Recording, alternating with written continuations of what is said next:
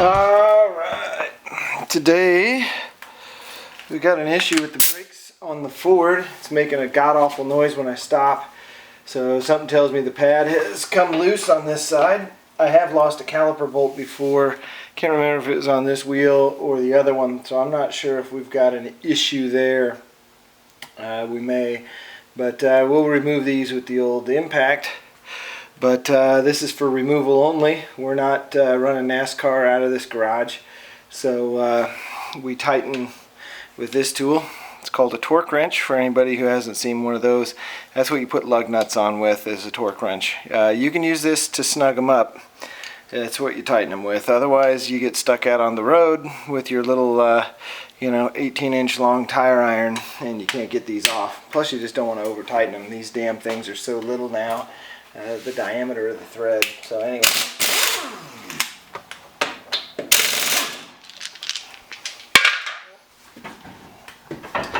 Alright, what have we got? What have we got? It's like Christmas.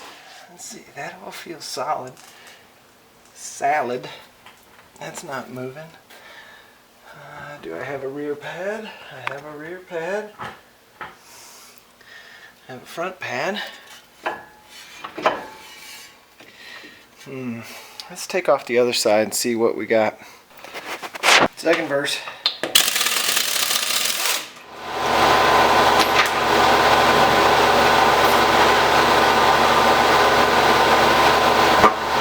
Get off my bucket here. Oh yeah. Onto the knees. Oh yeah. Oh yeah. Nothing squealing. Pad is in where it should be. Clips are all good. Appears to be where it should be. Nothing's jumping out at me here. Don't like this at all. Maybe it's in the rear. Time to go for a drive. Alright, number 4. Number 3. Never to number 4 yet. Number 4 will be next after this one isn't where the problem is.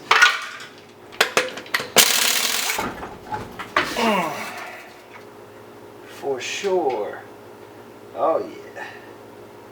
Yeah, we're just down to the end of a brake pad. That ain't no big thing. We'll swap out the brake pads. That's funny, I don't remember. I thought I changed these not too long ago. Maybe that was the Murano. Hell, I don't know. Anyhoozle. Let's see if you guys can see that. Oh, there you go. There's a good angle. So, yeah, you can see there's almost nothing left on the pad there. So, there's what the front one looks like there. You can see a little bit of pad left there. So we'll just replace this side, and hopefully that'll take care. Ow, mosquito! Take care of this. We got some new ceramic pads there, and we're going to take off our rear calipers here. And I know most of the guys who watch my channel know how to do all this stuff, but there's guys out there who don't.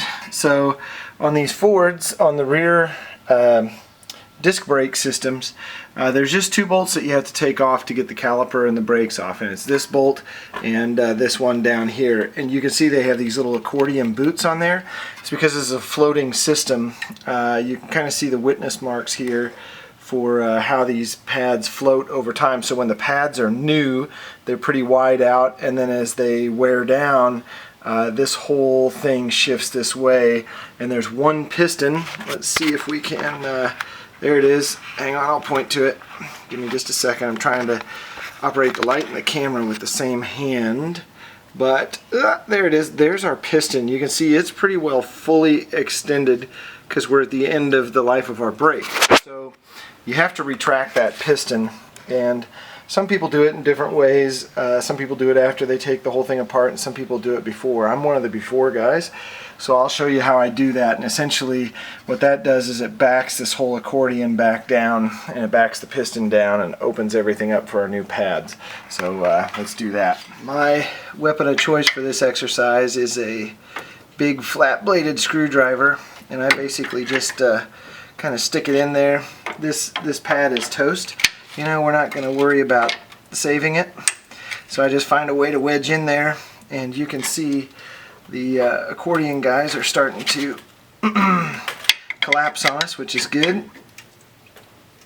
And you know, sometimes you got to kind of work back and forth a little bit.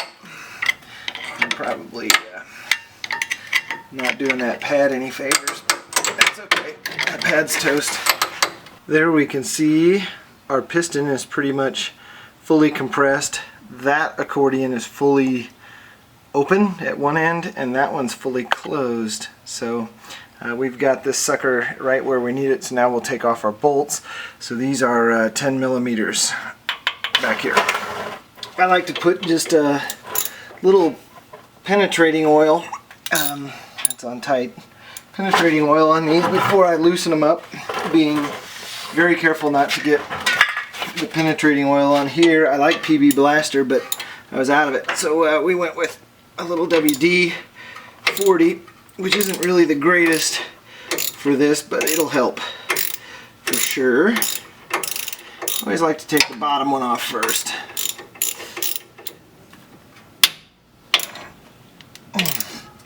You can hear why I like the penetrating oil there, and it's because these parts get so hot, and then they have all the brake dust, and the brake dust kind of, I don't know if welding it is the right word, but it sort of becomes one with the fastener, and a lot of times a little penetrating oil goes a long way to breaking that bond and then making it just easier for the threads to slide. I always keep a bucket with me on brake jobs because I like to set these off onto a bucket.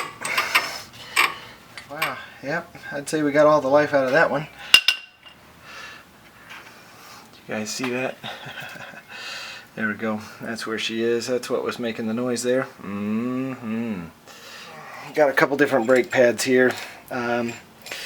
These ones with just the 2 ears that go kind of the same way are the rears or the insides. I'm pointing to something you guys can't see, but they go on the back side. And then the ones with the clips are the ones that go on the front side. This one, the clip goes to the front of the car. There we go. That's how I wanted to say it. And I should show you as I'm pointing. The clip goes to the front of the car. So this one is definitely the driver's side here. Okay, I was just finishing up a normal brake pad paint change, and noticed the piston, when I pushed it back, something just didn't look right, and it wasn't pushing back right. And so I started pulling around on it, and it was cracked. And yeah, so when I took this little piece out, because I was like, huh, that's weird, it shouldn't have anything loose in there, it should just be a piston. I pulled this little piece out, and then the brake fluid started, you know, because the seal is no longer sealing. You can see the little rubber seal there. So frickin' got to replace the caliper. So these pistons here are no longer made out of metal. These are phenolic, like a plastic, hard plastic, and I'm guessing that's why they break. Never had a piston break on me before, ever in the history of my life.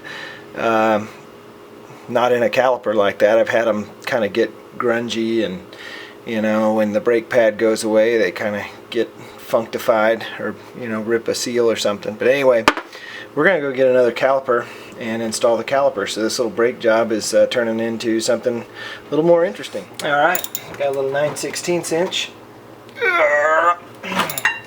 wrench. I think I'm going to take all of this stuff off of here because we're going to have a little brake fluid coming our way, and I'd rather catch that in a bucket than have it all over my floor.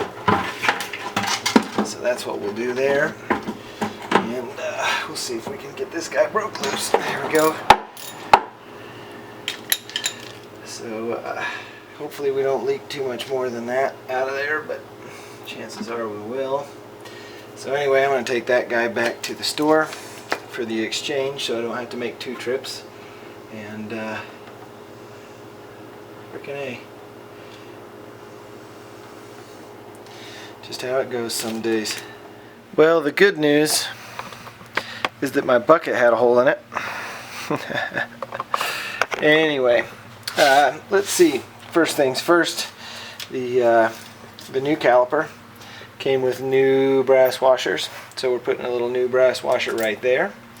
And then we'll put a new brass washer on the other side,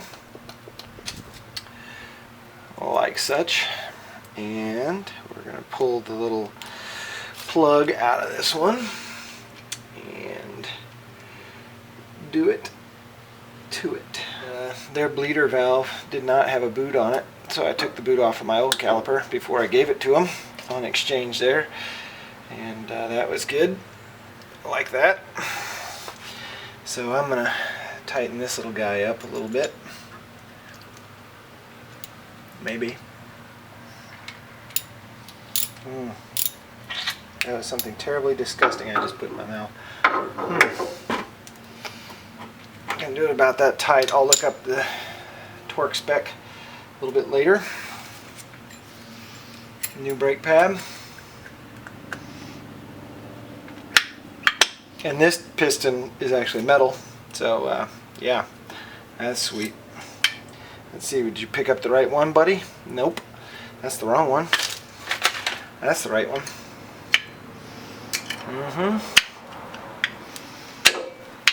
Like so. Then down we go. You're upside down, pal. Come on. We'll get her. Wrong side. Okay. Sorry.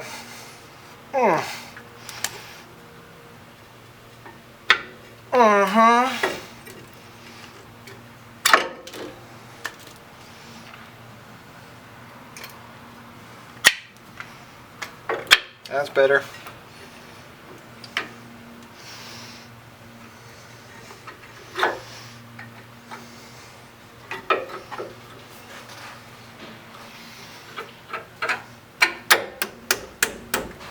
Okay, pull these little dudes back. Hooked up. There we go. Now we're hooked up. Nope, now we're not. Come on, buddy. There it is. This guy just does not want to go in.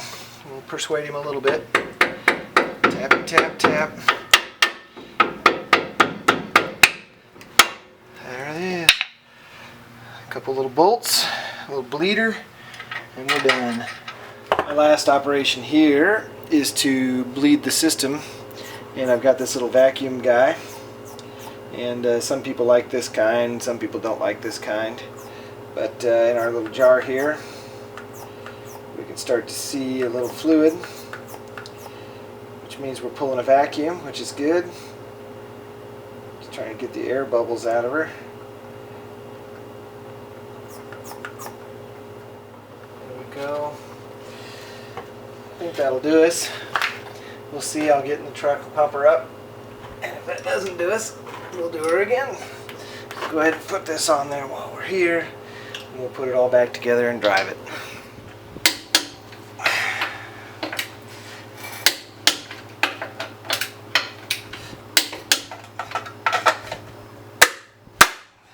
The old camera's telling me I got less than a minute, so we're going to have to wrap this right up. We did a little oil change, filter change, air filter change, and it was way down on the oil. I don't know why I was low, but I usually keep on top of that on this truck. I don't know if we're burning oil or what, but anyway, we did a little brake pad change there.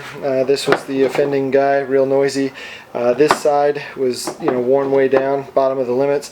The passenger side here was probably 3/4 of the life left, so it was in good shape. So I've got that set of pads here for whenever that happens. My guess is that broken piston that was on this side was probably giving it the crunchy crunch, not letting the piston retract after the brakes have been applied. So anywho, I got 10 seconds. Also did a tire plug and some other stuff that you'll see in other videos. Don't let me go.